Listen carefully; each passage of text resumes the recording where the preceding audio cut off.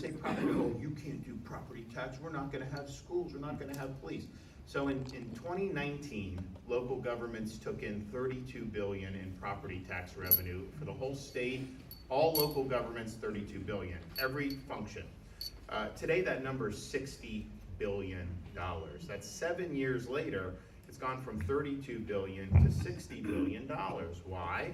Well, they're assessing values, property higher. You've had people move in and purchase. New homes have been built. There's a lot of factors in that. But the reality is even if you acknowledge there's been inflation, which there has been, and that's been happening all over the country since 2021, if you acknowledge that Florida's had a lot of population growth, which is true, if you control for that, then yeah, it would go up more from 32 billion for sure, but it wouldn't be even close to 60 billion.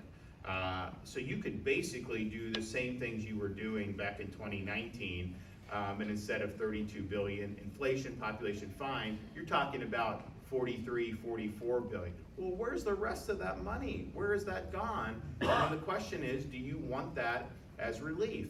And I think that the property tax is the best thing you can do to give relief for individual Floridians and Florida families. Now, we talking about college affordability, we do all this great stuff, and I'm happy with that. But in terms of the stuff that people are getting pinched by, I saw gas was $4 there. I've seen the groceries. I take my kids, they go to they want to go to a McDonald's drive-thru, and I do 3 Happy Meals, and it's $40 because they want the Huntrix meal, which they don't eat all the chicken nuggets. And I'm just you really need it? You're not going to eat? Oh no, I want it, Dad. Okay, so you do that. But you got a lot of these issues that, it makes it tough.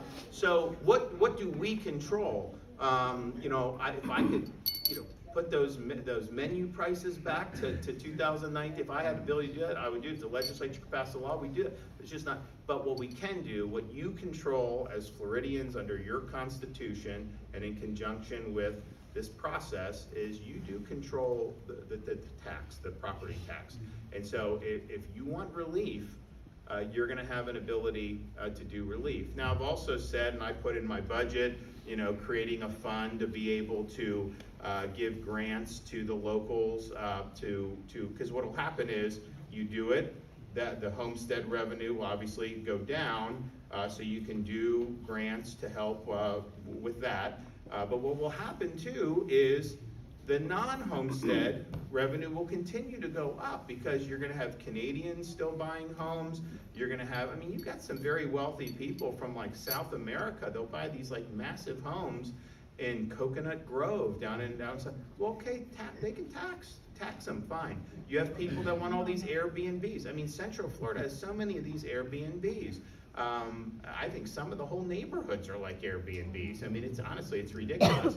But tax that. That's totally fine. So you'll be able to do it. And so this stuff goes. So people will see that as we do, but we got to work, with the legislature to get the language approved for the ballot. And what I've told people before is this is not something we wanted to do in the regular session in February, March, because we just knew that wasn't the most advantageous time.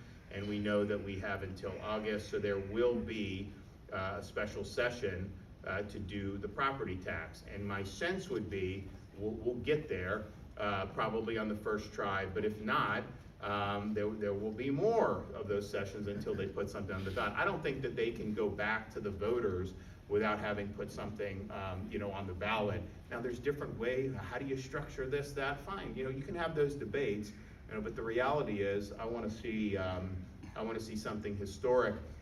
Also, people are talking about someone then's going to come move and come to Florida and not pay tax. There's ways you can phase in the people because I don't want to incent people to come. I kind of think we've had a lot of people come, and I think having some moderation in